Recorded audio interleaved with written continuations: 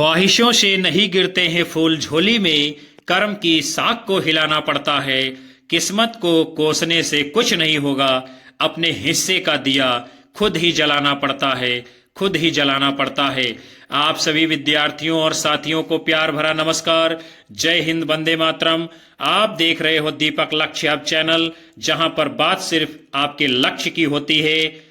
संघर्ष ही जीवन की उच्चतम शिक्षा है। अपना फोकस खुद पर करो, बेवजह मुस्कुराते रहिए, बदल जाओ वक्त के साथ। जिसने भी खुद को खर्च किया है, दुनिया ने उसी को गूगल पर सर्च किया है। कोशिश करने वालों के लिए कुछ भी असंभव नहीं है। असफलता ये बताती है कि प्रयास आपने पूरे मन से नहीं किया है। मंजिलें जितनी जिद्दी होती हैं, हमारी मेहनत भी उतनी ही जिद्दी होनी चाहिए। जिसके मन का भाव सच्चा होता है, उसका हर काम अच्छा होता है। हर परिवार में एक व्यक्ति ऐसा होता है जो गरीबी की चैन तोड़कर अपने परिवार को अमीर बना सकता है। मुझे यकीन है कि वो व्यक्ति आप ही हो। आपका संघर्ष आपको परेशान कर सकता है, लेकिन आपकी सफलता का परचम जरूर लहराएगा। बगैर देर किए जुड़ जाइए हमारे चैनल से। पहली बार आए हो तो सब्सक्राइब कर बेल आइकन दबाइए, ताकि आपको भी आने वाली कक्षाएं आसानी से मिलती रहें। कक्षा को लाइक कमेंट कर सभी लोग शेयर कर दीजिए और कक्षा को पूरा देखिएगा। आज की शानदार कक्षा का शानदार पहला प्रश्न जो है आपके सामने है। इनमें से कौन सी रचना श्रीधर पाठक जी की नहीं है? जगत सच्चाई सार, कश्मीर सुषमा, भारत गीत, गंगा अवतरण। तो जो गंगा अवतरण आप देख रहे हैं, इनमें से यह रचना श्रीधर पाठक जी की नहीं है। फिर गंगा अवतरण को लिखा किसने है? सन 1927 ईस्वी में जगन्नाथ दास रत्नाकर जी ने। और जगन्नाथ दास रत्नाकर जी आधुनिक काल के ब्रज भाषा के श्रेष्ठ कवियों में गिने जाते हैं, जबकि जगत सच्चाई सार, कश्मीर सुषमा और भारत गीत ये सभी रचनाएं श्रीधर पाठक जी की हैं। हम आगे बढ़ते हैं। आपका अगला प्रश्न है। पंक्तियां दी गई हैं और पूछा जा रहा है कि ये काव्य पंक्तियां किस कवि की हैं। उठ जाग मुसाफिर भोर भई, अब रैन कहाँ जो सोवत है, जो सोवत है, जो सोवत है। उठ जाग मुसाफिर भोर भई, अब रैन कहाँ जो सोवत है, जो सोवत है, जो सोवत है, जो सोवत है, सो खोवत है, जो जागत है सो पावत है, जो जागत है सो पावत है। विश्वनाथ त्रिपाठी, वंशीधर शुक्ल, विश्वनाथ पाठक, अदम गोंडवी। तो ये काव्य पंक्तियां किसकी हैं? वंशीधर शुक्ल जी की। और वंशीधर शुक्ल जी आपके लखीमपुर जनपद के रहने वाले कवि हैं। फिर उठो सोने वालों सवेरा हुआ है, कदम कदम बढ़ाए जा, खुशी के गीत गाए जा। ये सभी कालजयी रचना करने वाले कवि कौन है? वंशीधर शुक्ल जी। और ये प्रश्न विद्यार्थियों इतना महत्वपूर्ण है, जिसको अमिताभ बच्चन जी ने कौन बनेगा करोड़पति में पूछा था कि उठ जाग मुसाफिर भोर भई, अब रैन कहाँ जो सोवत है। आगे बढ़ेंगे हम। आपका अगला प्रश्न है, हरियोध कृत काव्योपवन का प्रकाशन वर्ष क्या है? 1907 ईस्वी, 1899 ईस्वी, 1909 ईस्वी, 1917 ईस्वी। तो इस काव्योपवन रचना का प्रकाशन वर्ष कब है? 1909 ईस्वी। हरियोध जी के द्वारा रचे गए अन्य काव्य ग्रंथ हैं प्रिय प्रवास महाकाव्य है, पारिजात, वैदेही वनवास, कृष्ण शतक, प्रेम प्रपंच, चोखे चौपदे, चुभते चौपदे आदि। और प्रिय प्रवास महाकाव्य को खड़ी बोली हिंदी का प्रथम महाकाव्य माना जाता है। आपका अगला प्रश्न है, जिसके साहित्य को हम सरस्वती और इंदु में जिस प्रयोगात्मक रूप में देखते हैं वही उस साहित्य का असली रूप है। भारतेंदु युग, द्विवेदी युग, छायावादी युग, आधुनिक युग। तो ये बात जो है द्विवेदी युग के विषय में कही जा रही है। द्विवेदी युग की समय सीमा कब से कब तक मानी जाती है? सन 1900 से 1918 ईस्वी तक। साहित्य को सरस्वती और इंदु में जिस प्रयोगात्मक रूप में देखते हैं वही उस साहित्य का असली रूप है। यानी सरस्वती और इंदु पत्रिका ये जो है द्विवेदी युग के समय में प्रकाशित हो रही थी। सरस्वती पत्रिका का प्रकाशन सन जो है 1900 ईस्वी में इलाहाबाद से हुआ है और 1903 ईस्वी में आचार्य महावीर प्रसाद द्विवेदी जी इसके संपादक बने थे। और द्विवेदी जी के मार्गदर्शन और संरक्षण में ये पत्रिका जो है हिंदी साहित्य में बहुत ही महत्वपूर्ण भूमिका निभाती है। इंदु पत्रिका का प्रकाशन सन 1909 ईस्वी में वाराणसी से प्रारंभ हुआ था। अंबिका प्रसाद गुप्त, रूपनारायण पांडे, जयशंकर प्रसाद जी की आरंभिक रचनाओं को यानी इसी इंदु पत्रिका में प्रकाशित किया जाता था। और ये पत्रिका कैसी थी? मासिक पत्रिका थी, अर्थात महीने में एक बार निकलती थी। आपका अगला प्रश्न है, विख्यात जीवन व्रत हमारा लोकहित एकांत था, आत्मा अमर है देह नश्वर यह अटल सिद्धांत था। उपर्युक्त काव्य पंक्तियां किस कृति में संग्रहित हैं? साकेत, भारत भारती, सिद्धराज, उपर्युक्त में से कोई नहीं। तो ये काव्य पंक्तियां किसमें? भारत भारती रचना से ली गई हैं। भारत भारती ये रचना है किसकी? मैथिली शरण गुप्त जी की। कब लिखा था? 1912 ईस्वी में। और मैथिली शरण गुप्त जी ने भारत भारती की रचना किससे प्रेरणा लेकर की थी? मुसद्दसे हाली तथा ब्रजमोहन दत्तात्रेय कैफी की रचना भारत दर्पण पुस्तक से प्रभावित होकर के।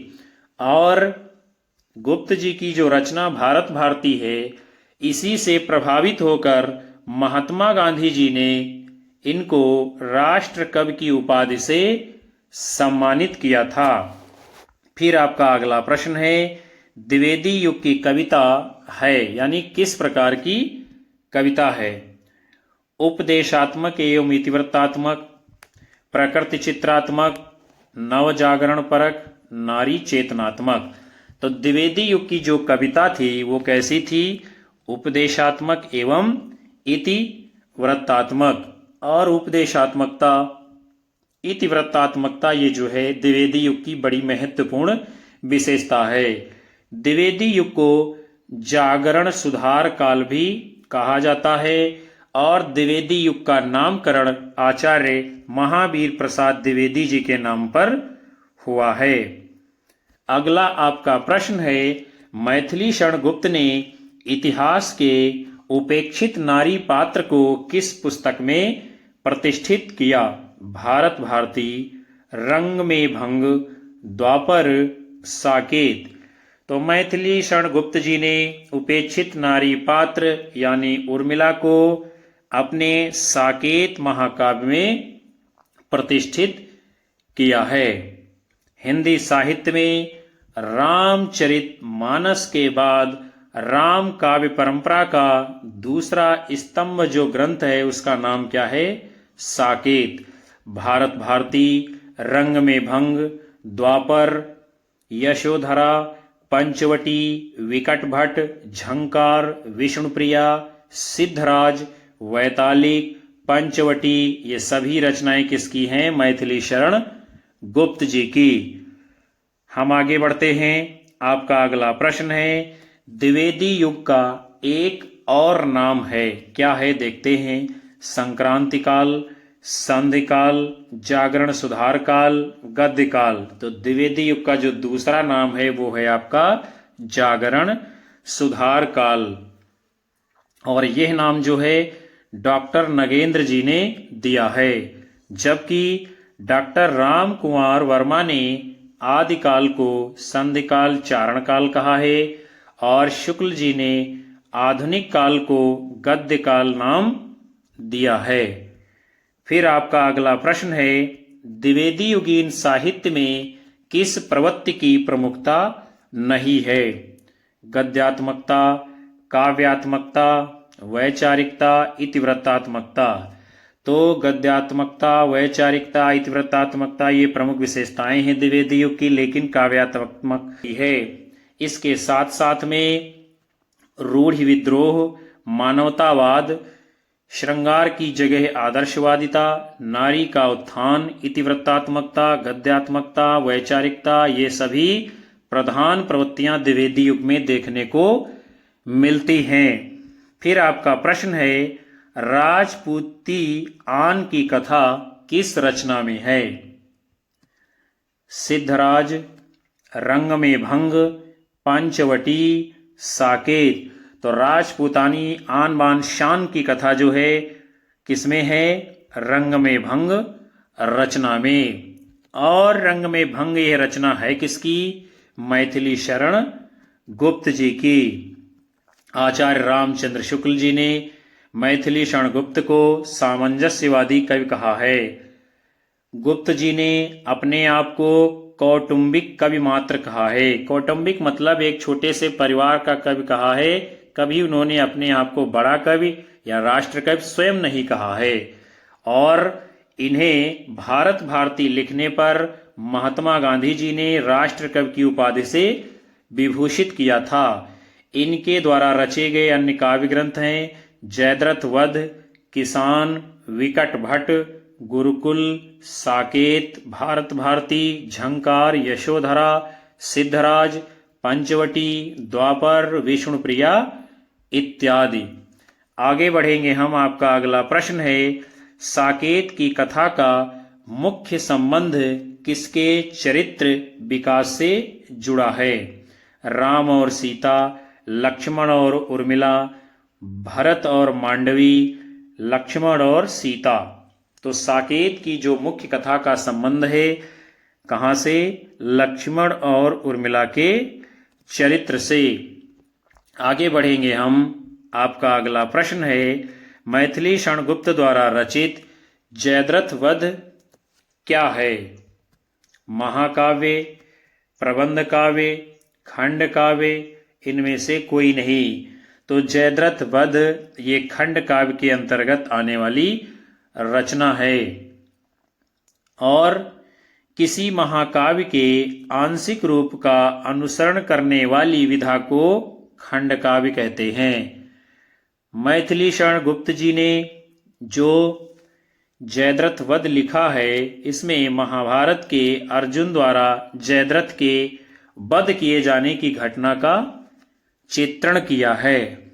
आगे चलते हैं। आपका प्रश्न है, दिवस का अवसान समीप था, गगन था कुछ लोहित हो चला, तरुशिखा पर थी अब राजती, कमलिनी कुल वल्लभ की प्रभा। काव्य पंक्तियों का संबंध है आंसू से, परिवर्तन से, प्रियप्रवास से, किसान से। तो ये काव्य पंक्तियां अयोध्या सिंह उपाध्याय हरिऔध जी के महाकाव्य प्रियप्रवास से ली गई हैं, जिसको इन्होंने सन 1914 ईस्वी में लिखा था। इसमें कुल 17 सर्ग हैं और इस काव्य में भगवान कृष्ण के बचपन से लेकर मथुरा प्रस्थान तक का चित्रण किया है। प्रियप्रवास को खड़ी बोली हिंदी का प्रथम महाकाव्य कहा जाता है। आगे बढ़ेंगे। आपका अगला प्रश्न है, द्विवेदी जी ने किस भाषा को कविता के सिंहासन से उतारकर खड़ी बोली को प्रतिष्ठित करने में काफी योगदान दिया। फारसी भाषा, संस्कृत भाषा, पाली भाषा, ब्रज भाषा। तो पंडित महावीर प्रसाद द्विवेदी ने ब्रज भाषा को कविता के सिंहासन से उतारकर खड़ी बोली को प्रतिष्ठित करने में महत्वपूर्ण योगदान दिया था। Fort William college, Bharatendu Harishchandra, समकालीन साहित्यकारों के अथक प्रयास से भारतेंदु युग तक खड़ी बोली गद्य भाषा के रूप में स्थापित होने लगी थी, परंतु कविता की भाषा अब भी ब्रज भाषा ही बनी रही, जिसके लिए महावीर प्रसाद द्विवेदी जी ने सरस्वती पत्रिका के अपने संपादकत्व में खड़ी बोली को काव्य भाषा के रूप में स्थापित किया था। आगे चलेंगे। आपका प्रश्न है, चिरगांव किस कवि का जन्म स्थान है? माखनलाल चतुर्वेदी, मैथिली शरण गुप्त, सुभद्रा कुमारी चौहान, सुमित्रानंदन पंत। तो चिरगांव झांसी में मैथिली शरण गुप्त जी का जन्म हुआ था और मैथिली शरण गुप्त जी को हिंदी में राष्ट्र कवि की उपाधि से सम्मानित किया गया है। इनके लिखे गए जो काव्य ग्रंथ हैं, जयद्रथ वध, भारत भारती, साकेत, यशोधरा, पंचवटी, विष्णुप्रिया इत्यादि। माखनलाल चतुर्वेदी जी का जन्म मध्य प्रदेश के होशंगाबाद जिले के बाबई गांव में हुआ था। सुभद्रा कुमारी चौहान का जन्म प्रयाग के निहालपुर गांव में हुआ था। सुमित्रानंदन पंत जी का जन्म उत्तराखंड के अल्मोड़ा जिले के कौसानी नामक गांव में हुआ था। आगे बढ़ेंगे। आपका अगला प्रश्न है, सूची 1 के समूह को सूची 2 के समूह से मिलान करना है और फिर क्या है, दिए गए कूट से आपको उत्तर देना है। तो चलिए हम देखते हैं कौन सी रचना किसकी है। प्रिप्रवास ये महाकाव्य किसका है? अयोध्या सिंह उपाध्याय हरिऔध जी का। रंग में भंग रचना किसकी है? तो इसकी रचयिता कौन है? मैथिली शरण गुप्त जी। फिर आपकी मृत्युंजय रचना किसकी है? राय देवी प्रसाद पूर्ण जी की। पथिक रचना किसकी है? राम नरेश त्रिपाठी जी की। अब हम आगे देखेंगे इसके अनुसार कौन सा कूट सही उत्तर है। विकल्प सी, जिसमें क्या दिया गया है, यानी 3, 1, 2, 4। आगे बढ़ेंगे। आपका अगला प्रश्न है, रचना काल की दृष्टि से निम्नलिखित कृतियों का सही अनुक्रम बताइए। साकेत प्रिप्रवास तुलसीदास कृष्णायन, प्रिप्रवास साकेत तुलसीदास कृष्णायन, कृष्णायन प्रिप्रवास साकेत तुलसीदास, तुलसीदास प्रिप्रवास साकेत कृष्णायन। तो जो सही क्रम है वो है आपका विकल्प बी, यानी पहले प्रिप्रवास को लिखा गया, फिर साकेत को, फिर तुलसीदास को, उसके बाद में कृष्णायन को। ये रचनाएं किसकी हैं उसे भी हम देख लेते हैं और इनका प्रकाशन कब हुआ था। तो जो प्रिप्रवास रचना है ये महाकाव्य है। 1914 ईस्वी में लिखा गया। किसने? अयोध्या सिंह उपाध्याय हरिऔध जी ने। साकेत ये भी महाकाव्य है, 1931 ईस्वी में लिखा गया है।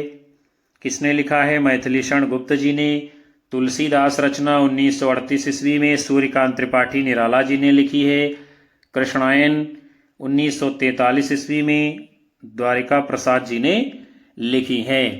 और हिंदी साहित्य में रामचरितमानस के बाद राम काव्य का दूसरा स्तंभ मैथिली शरण गुप्त की रचना साकेत है। और साकेत मूलतः जो है पाली भाषा का शब्द है जिसका अर्थ होता है अयोध्या। और साकेत महाकाव्य में कुल 12 सर्ग हैं। फिर आपका अगला प्रश्न है, करते तुलसीदास भी कैसे मानस नाद, महावीर का यदि उन्हें मिलता नहीं प्रसाद। उक्त पंक्तियों के रचनाकार हैं महावीर प्रसाद द्विवेदी, अयोध्या सिंह उपाध्याय हरिऔध, मैथिली शरण गुप्त, सियाराम शरण गुप्त। तो ये पंक्तियां जो है मैथिली शरण गुप्त जी ने लिखी हैं, जिसमें वो बताते हैं कि यदि गोस्वामी तुलसीदास जी को भी यानी हनुमान जी का प्रसाद नहीं मिलता, उनकी कृपा नहीं होती, तो रामचरितमानस जैसा महाकाव्य वो शायद ना लिख पाते। और ये बात जो है अपने विषय में भी कहते हैं, क्योंकि पंडित महावीर प्रसाद द्विवेदी जो है मैथिली शरण गुप्त जी के साहित्यिक गुरु थे, जिसके कारण इन्होंने साकेत जैसा महाकाव्य लिखने का काम किया है।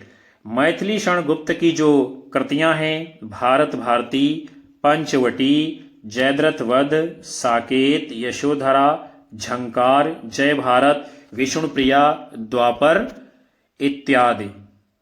फिर महावीर प्रसाद द्विवेदी जी की रचनाएं कौन कौन सी हैं? काव्य मंजूषा, सुमन, कान्यकुब्ज अबला, विलाप। अयोध्या सिंह उपाध्याय हरिऔध जी की रचनाएं कौन कौन सी हैं? प्री प्रवास, पद्य प्रसून, चुबते चौपदे, चोखे चौपदे, रस कलश, वैदेही वनवास इत्यादि। सियाराम शरण गुप्त जी की रचनाएं कौन कौन सी हैं? अनाथ, मौर्य विजय, विषाद, आर्द्रा, पाथे, बापू, मणमयी इत्यादि। आगे बढ़ेंगे। आपका अगला प्रश्न है, वैदेही वनवास के लेखक कौन हैं? मैथिली शरण गुप्त जी, अयोध्या सिंह उपाध्याय हरिऔध, गया प्रसाद शुक्ल सनेही, राम नरेश त्रिपाठी। तो वैदेही वनवास ये प्रबंध काव्य है, किसने लिखा है? अयोध्या सिंह उपाध्याय हरिऔध जी ने। हरिऔध जी की प्रमुख रचनाएं हैं प्री प्रवास, पद्य प्रसून, चुबते चौपदे, चोखे चौपदे, रस कलश, वैदेही वनवास आदि। आगे बढ़ते हैं। आपका अगला प्रश्न है, आधुनिक हिंदी कविता में द्विवेदी युग का काल सीमा कब तक माना गया है? यानी द्विवेदी युग की समय सीमा कब से कब तक मानी जाती है? 1850 से 1900 ईस्वी, 1900 से 1947 ईस्वी, 1947 से 1970 ईस्वी, 1900 से 1918 ईस्वी। तो द्विवेदी युग की समय सीमा 1900 से 1918 ईस्वी मानी जाती है। और इस युग का नामकरण आचार्य महावीर प्रसाद द्विवेदी जी के नाम पर हुआ था। इस युग को जागरण सुधार काल भी कहा जाता है। मैथिली शरण गुप्त, अयोध्या सिंह उपाध्याय हरिऔध, श्रीधर पाठक, गया प्रसाद शुक्ल सनेही द्विवेदी युग के प्रमुख कवियों में गिने जाते हैं। आपका अगला प्रश्न है, इनमें से कौन सा कवि द्विवेदी युग का है? बद्री नारायण चौधरी प्रेमघन, राधा कृष्ण दास, जसवंत सिंह, गया प्रसाद शुक्ल सनेही। तो इनमें से जो गया प्रसाद शुक्ल सनेही जी हैं, इनकी गणना द्विवेदी युग के कवियों में की जाती है। बद्री नारायण चौधरी प्रेमघन जी का जीवन काल है 1855 से 1923 ईस्वी। राधा कृष्णदास का जीवन काल है 1865 से 1907 ईस्वी। और ये दोनों लोग भारतेंद्र युग के कवि हैं। गया प्रसाद शुक्ल सनेही जी का जीवन काल है 1883 से 1972 ईस्वी, जो कि द्विवेदी युग के कवि हैं। और जसवंत सिंह का जीवन काल है 1626 से 1688 ईस्वी, और ये रीति काल के कवि हैं। आगे चलेंगे। आपका अगला प्रश्न है, द्विवेदी युग के सर्वश्रेष्ठ प्रगीतकार माने जाते हैं? रूपनारायण पांडे, लोचन प्रसाद पांडे, मुकुटधर पांडे, इनमें से कोई नहीं। तो जो द्विवेदी युग के सर्वश्रेष्ठ प्रगीतकार हैं, उनका नाम क्या है? मुकुटधर पांडे जी। इन्हें आचार्य रामचंद्र शुक्ल जी ने छायावाद का प्रवर्तक माना है। कानन कुसुम, पूजा फूल इनकी प्रसिद्ध काव्य कृतियां हैं। फिर आपका अगला प्रश्न है, रस कलश किसकी रचना है? श्रीधर पाठक, अयोध्या सिंह उपाध्याय हरिऔध, गया प्रसाद शुक्ल सनेही, मैथिली शरण गुप्त। तो रस कलश ये किसकी रचना है? अयोध्या सिंह उपाध्याय हरिऔध जी की। और यह एक रीति ग्रंथ है जिसमें नायक नायिका भेद का चित्रण किया गया है। आगे बढ़ेंगे हम।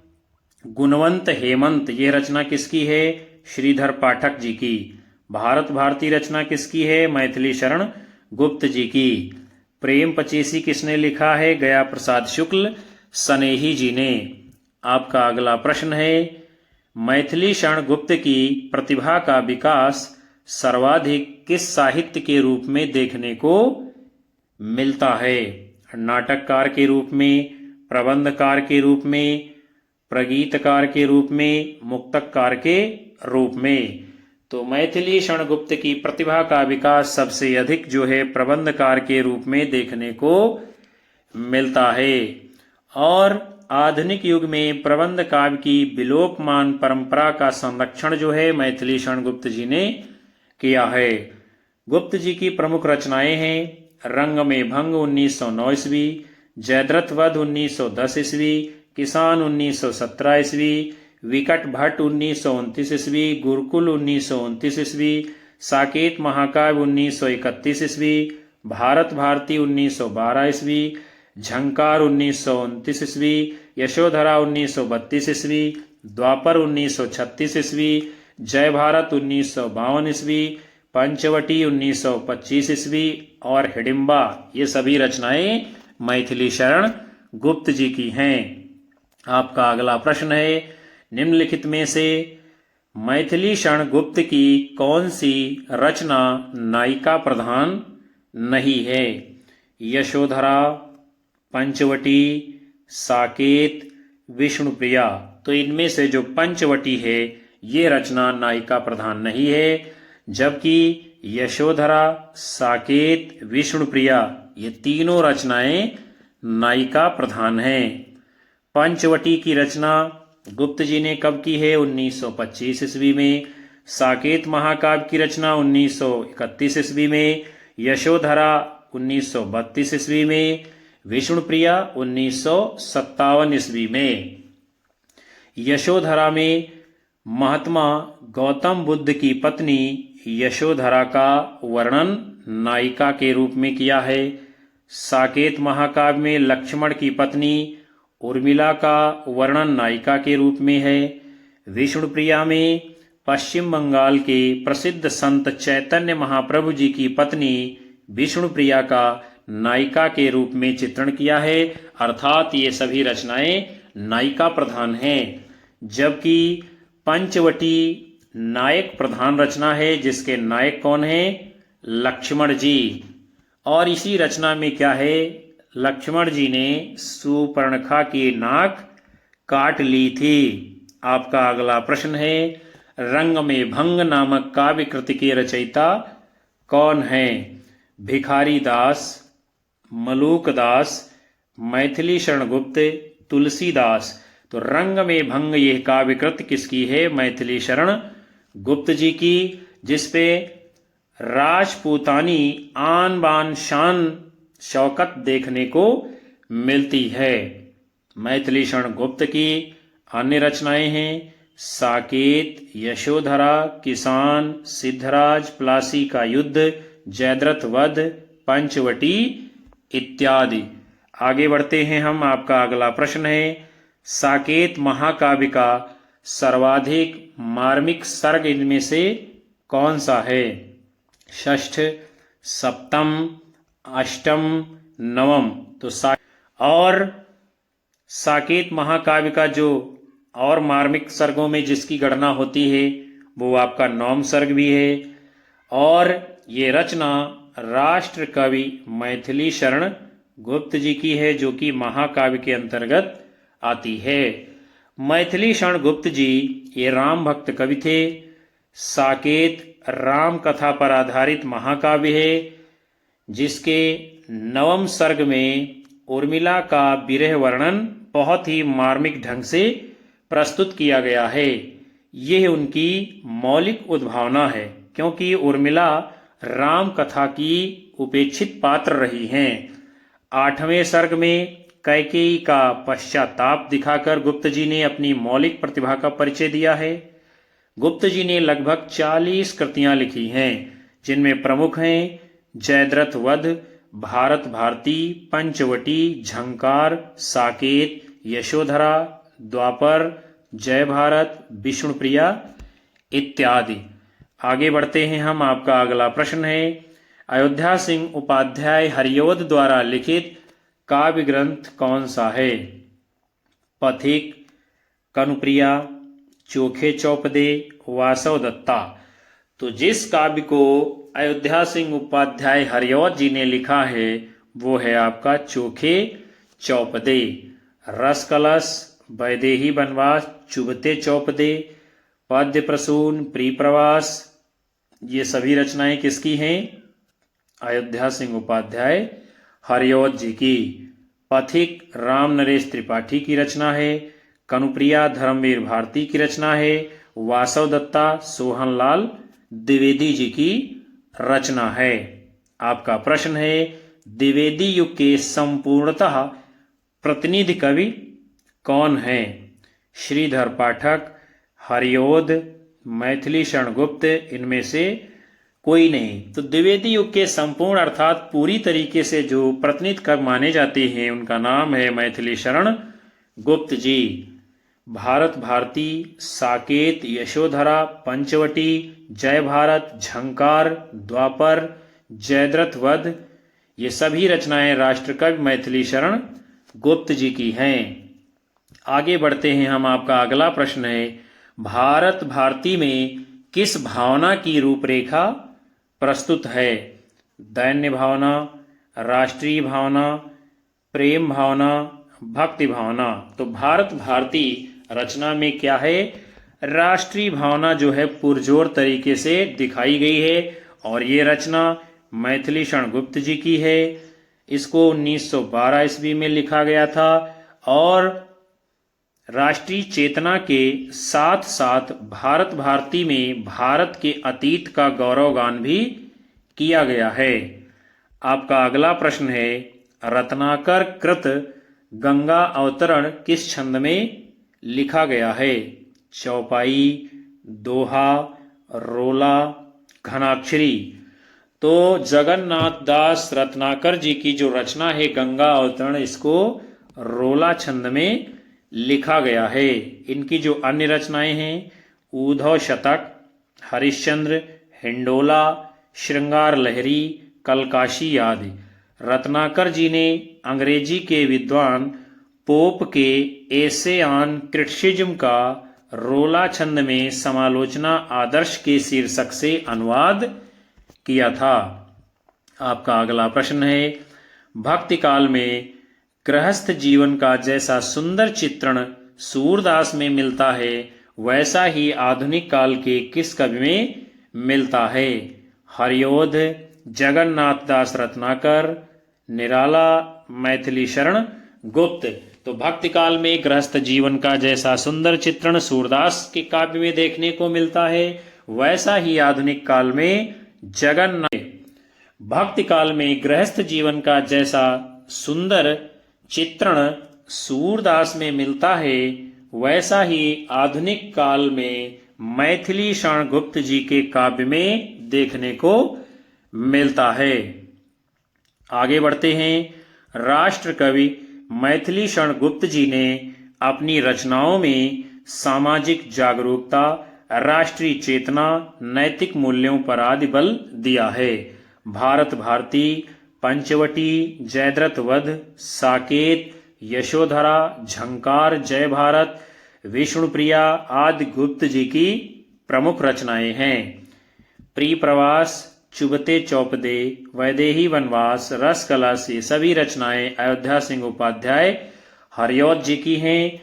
गंगा अवतरण, ऊधव शतक, गंगा लहरी इत्यादि रचनाएं जगन्नाथ दास रत्नाकर जी की हैं। आपका अगला प्रश्न है, हिंदी भाषा के मानकीकरण की दृष्टि से कौन सा युग सर्वाधिक महत्वपूर्ण युग था? भारतेंद्र युग, द्विवेदी युग, छायावादी युग, प्रगतिवादी युग। तो हिंदी भाषा के मानकीकरण की दृष्टि से जो सर्वाधिक महत्वपूर्ण युग है उसका नाम है द्विवेदी युग, क्योंकि द्विवेदी युग में ही काव्य की भाषा भी खड़ी बोली बनती है और आचार्य महावीर प्रसाद द्विवेदी जी ने हिंदी के परिष्कार, परिमार्जन, उसके मानकीकरण के लिए बहुत सारा काम किया था, जिसका श्रेय जो है आचार्य महावीर प्रसाद द्विवेदी जी को जाता है और सरस्वती पत्रिका को, जिसका वो जो है संपादन कर रहे थे। द्विवेदी जी ने वर्तनी शुद्धता, उचित शब्दों का प्रयोग, विराम चिन्हों का प्रयोग इत्यादि पर विशेष बल दिया था। भारतेंदु युग को नवजागरण का युग माना जाता है।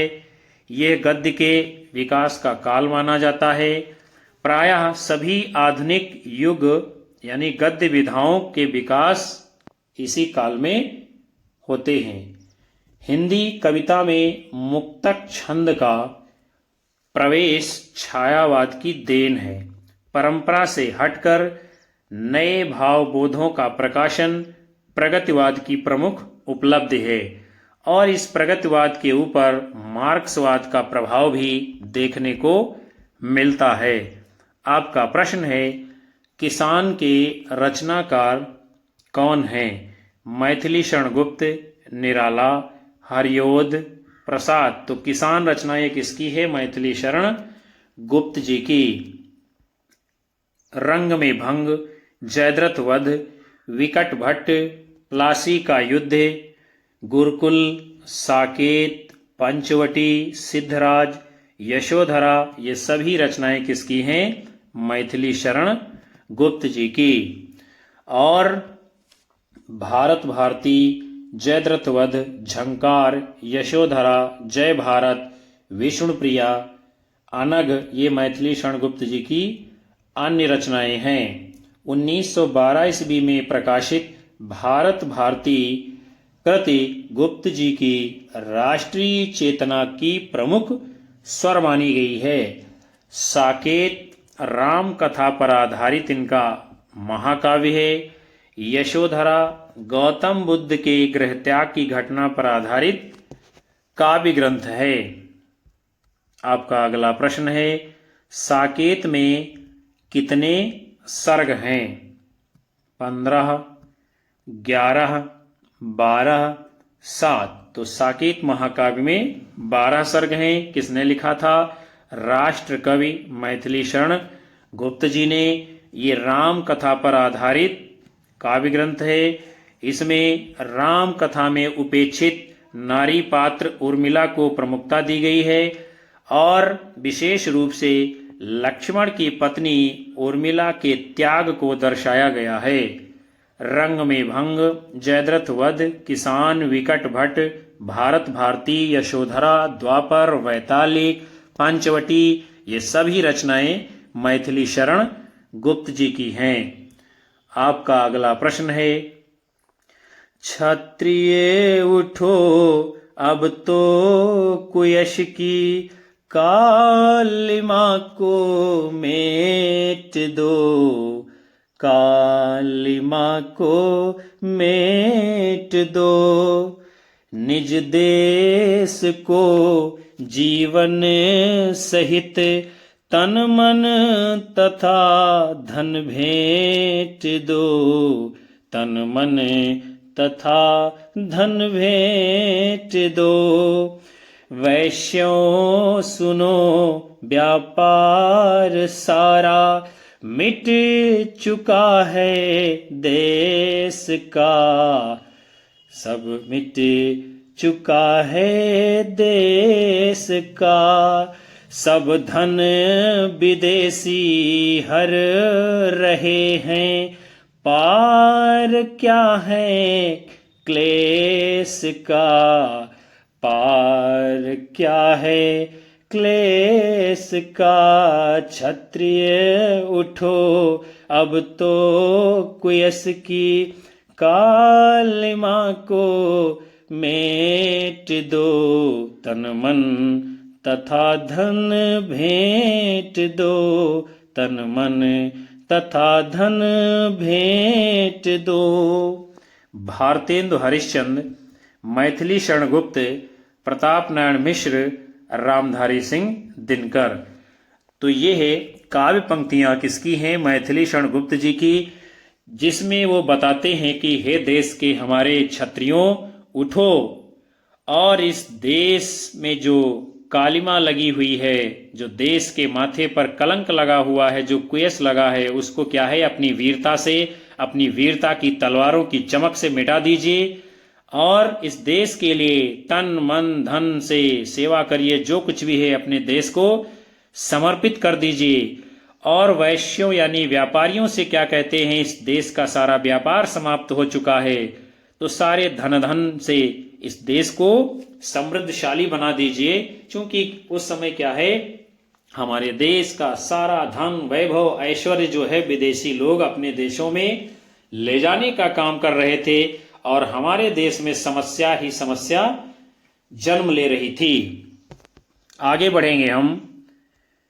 आपका अगला प्रश्न है, प्रिय की सुधिसी ये सरिताएं, ये कानन कांतार सुसज्जित, मैं तो नहीं किंतु है मेरा हृदय किसी प्रियतम से परिचित, जिसके प्रेम पत्र आते हैं प्रायः सुख संवाद सन्निहित। उपर्युक्त काव्य पंक्तियां किस कवि की हैं? अयोध्या सिंह उपाध्याय हरिओद, राम नरेश त्रिपाठी, मैथिली शरणगुप्त, लाला भगवान दीन। तो ये काव्य पंक्तियां किसकी हैं? राम नरेश त्रिपाठी जी की। राम नरेश त्रिपाठी जी की जो अन्य प्रमुख रचनाएं हैं, जैसे कि मिलन 1918 ईस्वी, पथिक 1920 ईस्वी, मानसी 1927 ईस्वी, स्वप्न 1929 ईस्वी, कविता कौमुदी आदि। फिर हम आगे बढ़ते हैं। आपका अगला प्रश्न है, हिंदी के मानकीकृत स्वरूप पर सबसे पहले किसने विधिवत विचार किया था? विकल्प हैं आपके, आचार्य महावीर प्रसाद द्विवेदी, भारतेंदु हरिश्चंद्र, राजा लक्ष्मण सिंह, राजा शिव प्रसाद सितारे हिंद। तो हिंदी के मानकीकृत स्वरूप पर सबसे पहले विचार जो है विधिवत रूप से आचार्य महावीर प्रसाद द्विवेदी जी ने किया था। आचार्य द्विवेदी जी ने सरस्वती पत्रिका का संपादन करते हुए हिंदी के मानक रूप तथा लेखन में एक रूपता की बात की वकालत की थी। आपका अगला प्रश्न है, क्या है? पंक्तियां दी गई हैं और पूछा जा रहा है कि यह काव्य पंक्तियां किस ग्रंथ से ली गई हैं।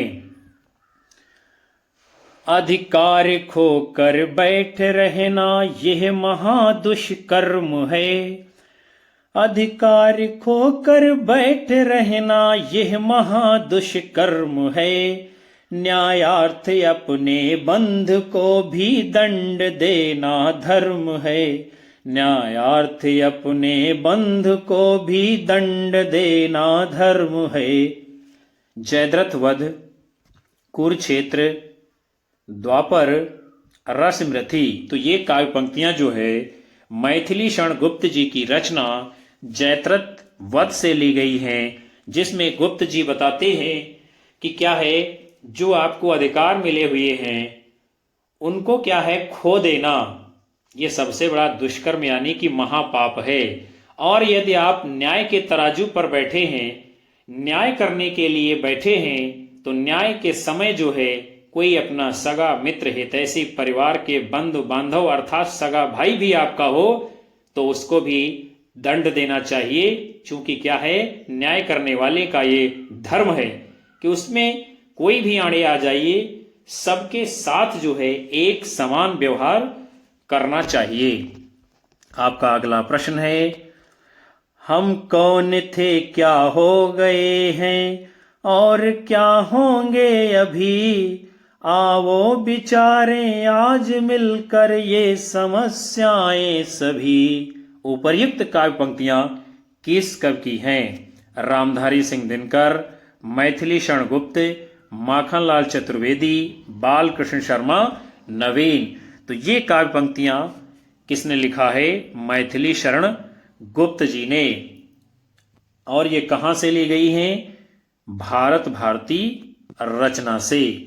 यानी हम भारतवासी किस प्रकार के थे, क्या हमारी पहचान थी, हमारे देश की पहचान क्या थी, और आज हम कहाँ जा रहे हैं। हम अपनी संस्कृति, भाषा, भाव सब कुछ भूलते चले जा रहे हैं।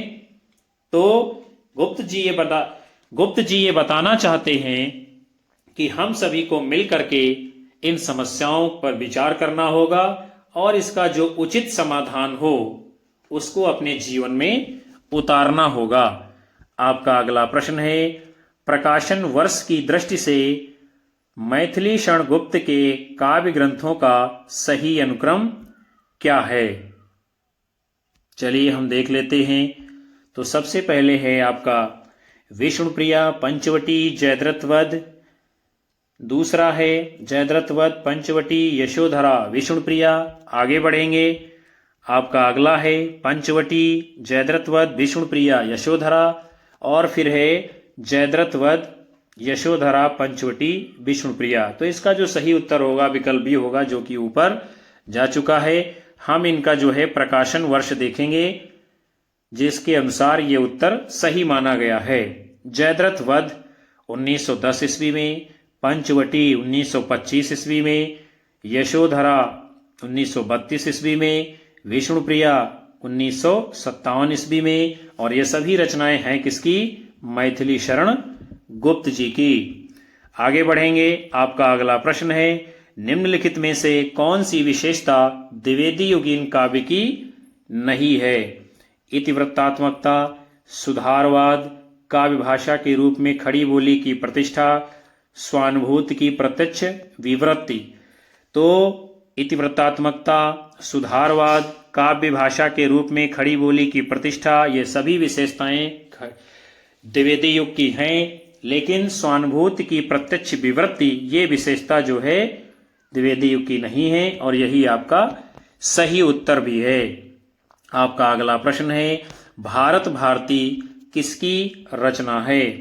मैथिली शरण गुप्त, रामधारी सिंह दिनकर, अयोध्या सिंह उपाध्याय हरिओत, सूर्यकांत त्रिपाठी निराला। तो भारत भारती रचना किसकी है, मैथिली शरण गुप्त जी की, जिसका प्रकाशन वर्ष 1912 है। गुप्त जी की अन्य रचनाएं हैं जयद्रथ वध, पंचवटी, साकेत, यशोधरा, रंग में भंग आदि।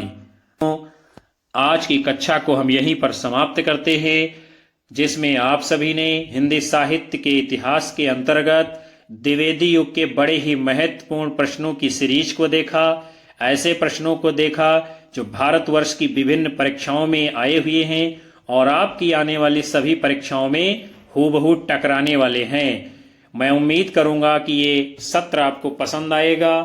कक्षा को लाइक कीजिए, कमेंट कीजिए और अपने दोस्तों में ज्यादा से ज्यादा शेयर करते हुए अपने सभी साथी मित्रों को हमारे चैनल से जोड़ते रहिए। यही हमारे लिए ऊर्जा है, यही हमारा मनोबल बढ़ाता है, जिसके कारण हम आपको अगली कक्षा दे पाते हैं। आप सभी को मिलेंगे हम फिर से नई कक्षा में। तब तक के लिए आप सभी को नमस्कार, जय हिंद, वंदे मातरम, शुभ रात्रि, बाय बाय सभी को।